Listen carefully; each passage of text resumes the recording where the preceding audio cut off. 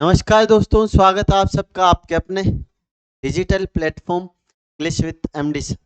सीखने सिखाने के सिलसिले को बढ़ाते हैं दोस्त मेरे आगे की तरफ। पिछले एपिसोड में हमने ग्रामर कैप्सूल के हमारे पिछले एपिसोड में हमने दोस्तों हमारा पहला टॉपिक फिनिश कर दिया था, कौन सा?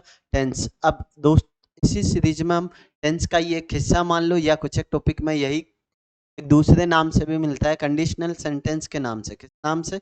कंडीशनल सेंटेंस के नाम से भी ये टॉपिक आपको देखने को मिल जाता है दोस्तों मेरे। तो चलो बढ़ाते हैं सिलसिले को आगे की तरफ दोस्त मेरे। कंडीशनल सेंटेंस होता क्या है, सबसे पहले उसे समझते हैं, अच्छे से ध्यान देंगे सारे दोस्त। किसे कहते हैं conditional sentence? When happening of an action depends on another action, it is called conditional sentence. When happening of an action, जब घटित होने वाला एक जो एक्शन है आपका, वो दोस्त मेरे डिपेंड करता हो किसी दूसरे एक्शन। क्या? जब घटित होने वाला कोई एक एक्शन है वो डिपेंड करे किसी दूसरे एक्शन पे, तो दोस्त मेरे ये सारी कहानी हमारी कहलाती है, क्या कहलाती है? कंडीशनल सेंटेंस कहलाती है। जब एक कार्य होना किसी अन्य कार्य पर निर्भर करे तो उसे हम क्या कहते हैं? कंडीशनल सेंटेंस कहते हैं। नोट क्या ध्यान में रखना, अच्छे से ध्यान देना। यदि सेंटेंस में इनमें से किसी भी वर्ड का, कौन कौन से वर्ड ध्यान दे? इफ, इफ, एज दो, provided, until, unless, when, before, after, suppose, in case, would that, or that, if only, provided that, ये सारे वर्ड्स दोस्त में, और भी कई सारे वर्ड्स इस टॉपिक के दौरान देखेंगे दोस्त मेरे, तो ध्यान दे, अच्छे से समझना अच्छे से सारे दोस्त।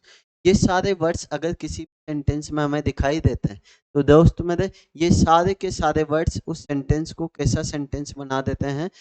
कंडीशनल सेंटेंस बना देते हैं। कैसा सेंटेंस बना देते हैं दोस्त मेरे? कंडीशनल सेंटेंस बना देते हैं दोस्तों। तो ध्यान दे, एमडी सर के जो फॉर्मूलाज हैं इस टॉपिक को लेकर, वो क्या है दोस्त मेरे? अच्छे से समझना। सबसे पहला फॉर्मूला नंबर 1 क्या कहता है कि इफ के साथ वाले सेंटेंस में प्रेजेंट इंडेफिनिट टेंस, कौन सा टेंस यूज किया हमने? ध्यान दे लेना, एक छोटी सी बातचीत मैं करना चाहूंगा आपको। मोस्टली आपको सारे ही पार्ट में, सारी ही कंडीशन में हमें एक चीज मिलती है, क्या? इफ। और इफ के साथ का पार्ट हमारा कौन सा पार्ट होता है? Condition part. कौन सा पार्ट होता है? कंडीशन पार्ट होता है। और दूसरा पार्ट जो होता है हमारा, वो कौन सा पार्ट होता है? रिजल्ट पार्ट होता है दोस्त में। दूसरा पार्ट हमारा कौन सा पार्ट होता है? रिजल्ट पार्ट होता है। और इफ के साथ का पार्ट हमारा,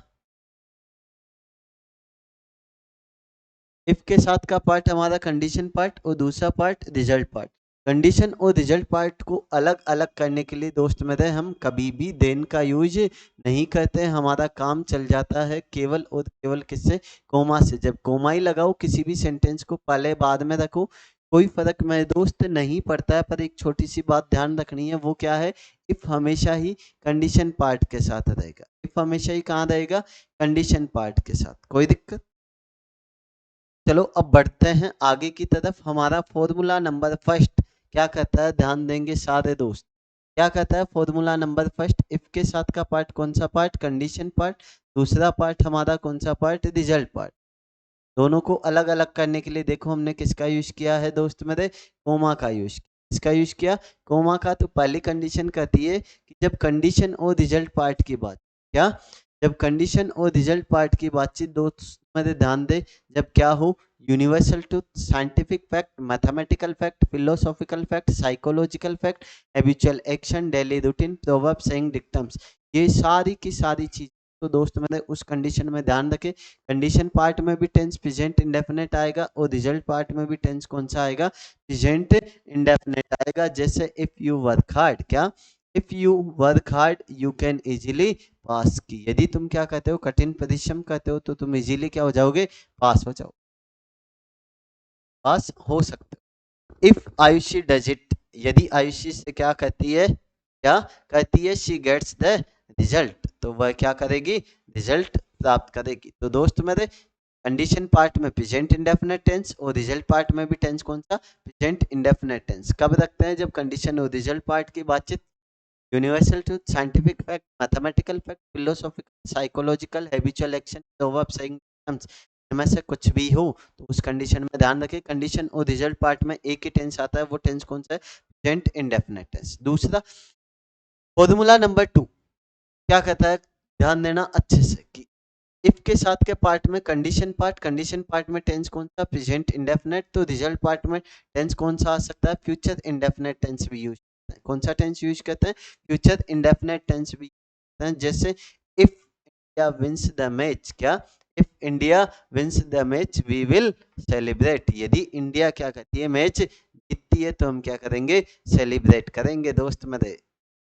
बस नेक्स्ट when she comes, क्या? when she comes here, जब वो यहाँ आती है, I will, तब मैं क्या करूंगा? चला जाऊंगा। दूसरी कंडीशन हमारी क्या कहती है? कंडीशन पार्ट में टेंस कौन सा? Present indefinite. रिजल्ट पार्ट में टेंस कौन सा रखोगे दोस्त मेरे? Future indefinite. कौन सा यूज रखोगे? Future indefinite. फॉर्मूला नंबर 3 क्या कहता है दोस्त मेरे? ध्यान देना अच्छे से। इफ के बाद क्या?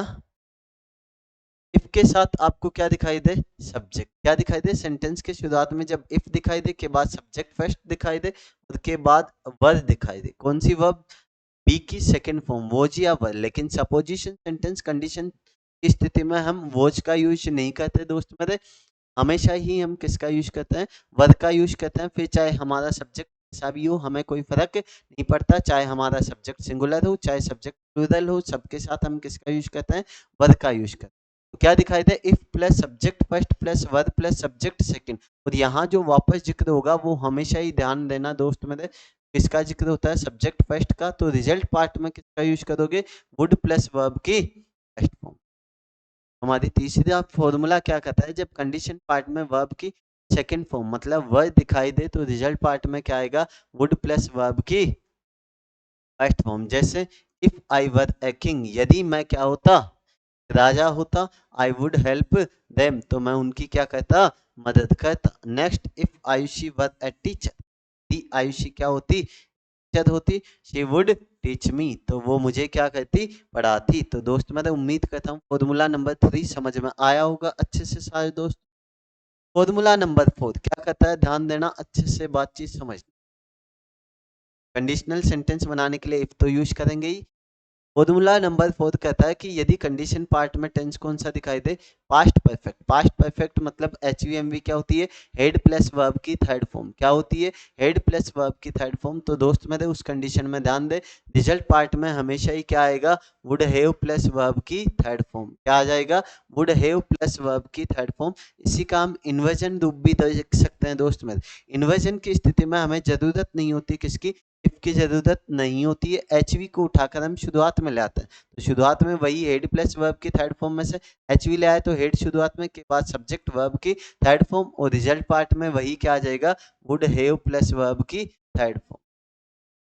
कंडीशन पार्ट में हम टेंस कौन सा यूज करेंगे? Past perfect tense. Past perfect की एचयूएमवी क्या होती है दोस्त मेरे? हेड प्लस वर्ब की थर्ड फॉर्म। जैसे एग्जांपल की बात करें, if I had gone to Jaipur, क्या? If I had gone to Jaipur. Condition part में देखो क्या दिखाई दे रहा है? हेड प्लस वर्ब की थर्ड फॉर्म। रिजल्ट पार्ट में क्या आ जाएगा दोस्त मेरे? वुड हैव प्लस वर्ब की थर्ड फॉर्म। क्या आ जाएगा? वुड हैव प्लस वर्ब की थर्ड फॉर्म। वैसे ही देखो had I gone, condition part में क्या है? हेड प्लस वर्ब की थर्ड फॉर्म। वही रिजल्ट पार्ट में क्या आ जाएगा? वुड हैव प्लस वर्ब की थर्ड फॉर्म। उम्मीद करता हूँ दोस्तों फॉर्मूला नंबर 4 सारे दोस्तों को अच्छे से समझ में आया होगा। नेक्स्ट फॉर्मूला नंबर 5 क्या कहता है? ध्यान से समझेंगे सारे दोस्त, अच्छे से देखना। फॉर्मूला नंबर 5 क्या कहता है हमारा कि यदि कंडीशन पार्ट में क्या दिखाई दे? वर्ब की दोस्त में वर्ब की सेकंड फॉर्म कह लो चाहे वर्ब कह लो, वो एक ही बात है दोस्त में। बी की सेकंड फॉर्म क्या होती है? वो जी या वर्ब होती है। इस कंडीशन में, सपोजिशन की कंडीशन में, कंडीशनल सेंटेंस में वॉच का यूज नहीं करते क्योंकि सारी चीजें केवल कल्पनाएं होती है, इमेजिनेशन होती है, इसलिए हमेशा वर्ब का यूज किया जाए। तो दोस्त मेरे फॉर्मूला नंबर 5 हमारा कहता है कि यदि आपको कंडीशन पार्ट में क्या दिखाई दे? इफ के साथ का पार्ट देखो कौन सा part? Condition part. Condition part में दिखाई दे वर्ब की सेकंड फॉर्म, तो दोस्त मेरे ध्यान दे रिजल्ट पार्ट में हमेशा ही क्या आ जाएगा? वुड प्लस वर्ब की फर्स्ट फॉर्म आ जाएगा। क्या आ जाएगा? वुड प्लस वर्ब की फर्स्ट फॉर्म। जैसे if she spoke the truth, क्या? स्पीक स्पोक वर्ब की सेकंड फॉर्म। कंडीशन पार्ट में क्या नजर आ रही है? वर्ब की सेकंड फॉर्म। तो रिजल्ट पार्ट में क्या आ जाएगा? वुड प्लस वर्ब की पास्ट फॉर्म की if she spoke the truth, यदि वो क्या कहती, सत्य बोलती, she would get the complaint, तो उसे क्या प्राप्त होती, सॉरी कंप्लेंट नहीं, कॉम्प्लीमेंट, क्या क्या प्राप्त होता, कॉम्प्लीमेंट प्राप्त। Next if Misha went there, क्या कंडीशन पार्ट में वही क्या दे दिखाई दे रही है, वर्ब की सेकंड फॉर्म, क्या इफ मिशा वेंट देयर, यदि मिशा वहां जाती, शी वुड मीट देम, तो वो क्या करती, उनसे मिलती। तो दोस्त मैं उम्मीद करता हूँ फॉर्मूला नंबर 5 भी समझ में आया होगा, जो सेम वही है जो पीछे हमने पढ़ा था फॉर्मूला नंबर कौन से में, 3 में, की कंडीशन पार्ट में क्या दिखाई दे, जब वर्ब की सेकंड फॉर्म या वह दिखाई दे तो रिजल्ट पार्ट में वुड प्लस वर्ब की फर्स्ट फॉर्म आती है। नेक्स्ट बातचीत क्या है, फॉर्मूला नंबर 6 क्या कहता है, अच्छे से समझना दोस्त मत, हाँ बहुत प्यारी बातचीत है, एग्जामिनर अक्सर पूछता ही है, जब आपको क्या दिखाई दे, बट फोर, क्या दिखाई दे दोस्त मेरे, बट फोर के बाद में यदि कोई नाउन या बट फोर के साथ यदि क्या दिखाई दे, कोई भी नाउन या प्रोनाउन दिखाई दे, क्या बट फोर के बाद में यदि आपको कोई नाउन या प्रोनाउन, सीधे याद रख लें, कोई भी नाउन या प्रोनाउन दिखाई दे, तब रिजल्ट पार्ट में हमेशा ही क्या आएगा, वुड हैव प्लस वर्ब की थर्ड फॉर्म आएगी दोस्त मेरे, क्या आएगा रिजल्ट पार्ट में, वुड हैव प्लस वर्ब की थर्ड फॉर्म आएगी दोस्त मेरे, ध्यान देना अच्छे से, देखो क्या दिखाई दे रहा है, बट फॉर, क्या बट फॉर योर हेल्प, क्या बट फॉर योर हेल्प, तो देखो क्या दिखाई दे रहा है, बट फोर के बाद में क्या दिखाई दे रहा है आपको, कोई नाउन दिखाई दे रहा है, योर हेल्प तुम्हारी मदद, तो देखो रिजल्ट पार्ट में क्या आ जाएगा, वुड हैव प्लस वर्ब की थर्ड फॉर्म। तो फॉर्मूला याद रखना है, सीधे ही क्या दिखाई दे, बट फोर के बाद में यदि कोई नाउन या नाउन दिखाई दे तो बाद में आने वाली वर्ब हमेशा ही किस रूप में आएगी, वुड हैव प्लस वर्ब की third form. But for the doctor's support, क्या but for the doctor's support the patient would have died, क्या the patient would have died. तो दोस्त मैं उम्मीद करता हूँ फॉर्मूला नंबर 6 सारे दोस्तों को अच्छे से समझ में आया होगा। फॉर्मूला नंबर 7 6 पे 7 पे बढ़ने से पहले एक छोटी सी बातचीत और बताऊंगा। हाँ, बट फोर यहाँ जो मीनिंग देता है, क्या बट फोर जो मीनिंग देता है दोस्त मेरे, वो किसका मीनिंग देता है, विदाउट। बट फोर का मतलब क्या हो जाएगा, विदाउट, डॉक्टर की हेल्प के बिना, डॉक्टर के सपोर्ट के बिना पेशेंट क्या हो चुका था, would have. Next formula number 7 क्या कहता है मैं दोस्त अच्छे से समझना, फॉर्मूला नंबर 7 कहता है यदि कंडीशन पार्ट में टेंस दिखाई दे, कौन सा, प्रेजेंट परफेक्ट टेंस, कौन सा टेंस, प्रेजेंट परफेक्ट टेंस, अच्छे से समझना। बहुत बार पूछता है एग्जामिनर, इससे भी क्वेश्चन आपकी बुक्स में भी एक दो क्वेश्चन इस फॉर्मूले को लेकर मिल जाएंगे। कंडीशन पार्ट में प्रेजेंट परफेक्ट, रिजल्ट पार्ट में टेंस कौन सा, फ्यूचर इंडेफिनिट, कौन सा, फ्यूचर इंडेफिनिट। तो जब कंडीशन पार्ट में टेंस कौन सा हो, प्रेजेंट इंडेफिनिट, रिजल्ट पार्ट में फ्यूचर इंडेफिनिट टेंस।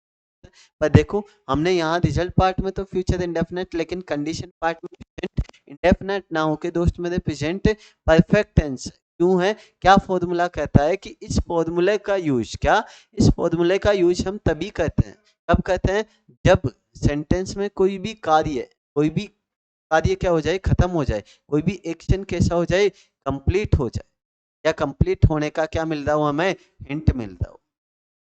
इस फॉर्मूले का यूज कब करोगे, फॉर्मूले नंबर 7 का, कि सेंटेंस में जब भी कोई काम है वो कंप्लीट हो चुका, क्या कंप्लीट हो चुका या कंप्लीट होने का हमें हिंट मिल रहा है, तब हम उस सेंटेंस में दोस्त मेरे कंडीशन पार्ट में टेंस प्रेजेंट इंडेफिनिट ना यूज करके प्रेजेंट परफेक्ट टेंस का यूज करते हैं। कौन से टेंस का यूज करते हैं, प्रेजेंट परफेक्ट टेंस का यूज करते हैं। जैसे after the investigation has finished, क्या after the investigation has finished we will come to know the truth, की इन्वेस्टिगेशन जैसे ही क्या हो चुकी थी, फिनिश हो चुकी, के बाद हम कहाँ पहुंचे, सत्य पे, हमने क्या जाना, सत्य जाना। तो पहले क्या हुआ था काम, इन्वेस्टिगेशन फिनिश होने वाला काम, उसके बाद हम कहाँ पहुंचे थे, सत्य के ऊपर पहुंचे थे।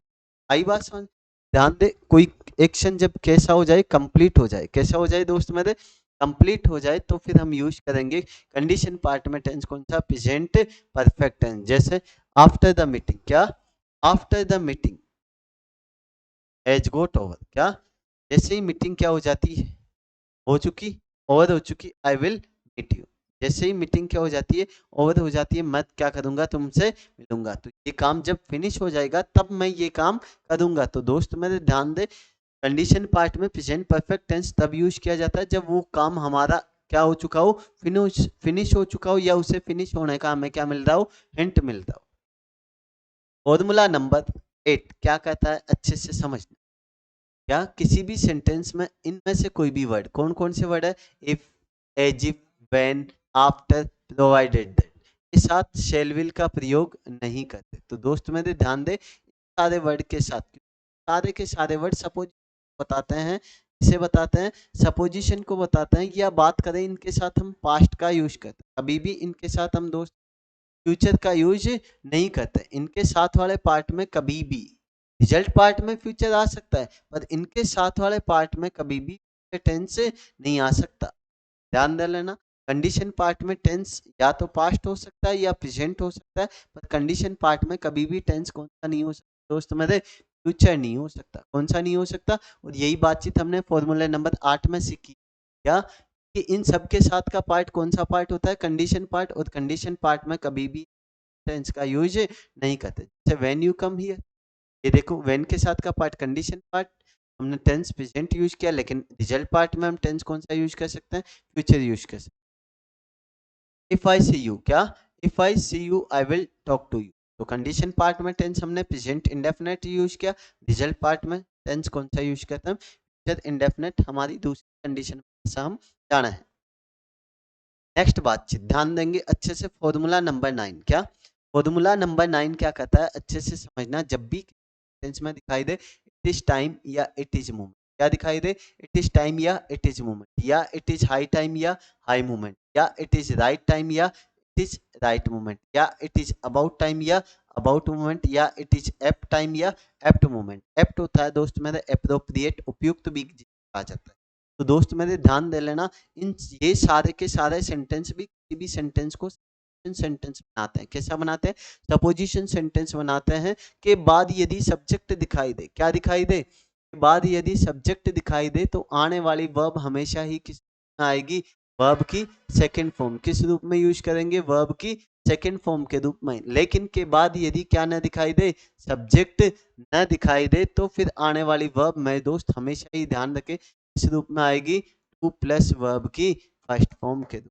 किस रूप में आएगी, टू प्लस वर्ब की फर्स्ट फॉर्म। दोनों कंडीशन याद रख लेना, इन सारे सेंटेंस के पास सब्जेक्ट है तब तो वर्ब की सेकंड फॉर्म, और सेंटेंस नहीं है तो टू प्लस वर्ब की फर्स्ट फॉर्म। जैसे इट इज हाई टाइम, क्या, इट इज हाई टाइम, देखो क्या दिखाई दे रहा है, सब्जेक्ट दिखाई दे रहा है, तो आने वाली वर्ब किस में आएगी, वर्ब की second form. It is high time Ayushi am here, की यह उपयुक्त समय था, समय था आयुषी जब यहाँ आई थी। नेक्स्ट ध्यान दे, इट इज राइट टाइम, क्या, क्या दिखाई दे रहा है, इट इज राइट टाइम, लेकिन ध्यान दे क्या सब्जेक्ट दिया है क्या, नहीं, और प्रेपोजिशन है, ये इस प्रेपोजिशन का क्या है, ऑब्जेक्ट है, क्या है, और क्या है, प्रेपोजिशन है, ये इस प्रेपोजिशन का ऑब्जेक्ट, क्या सब्जेक्ट दिया है, नहीं दिया, इसीलिए हमने आगे आने वाली वर्ब को क्या है, टू प्लस वर्ब की फर्स्ट फॉर्म के रूप में। दोस्त मेरे फॉर्मूला नंबर 9 सारे दोस्त अच्छे से समझ में आया होगा।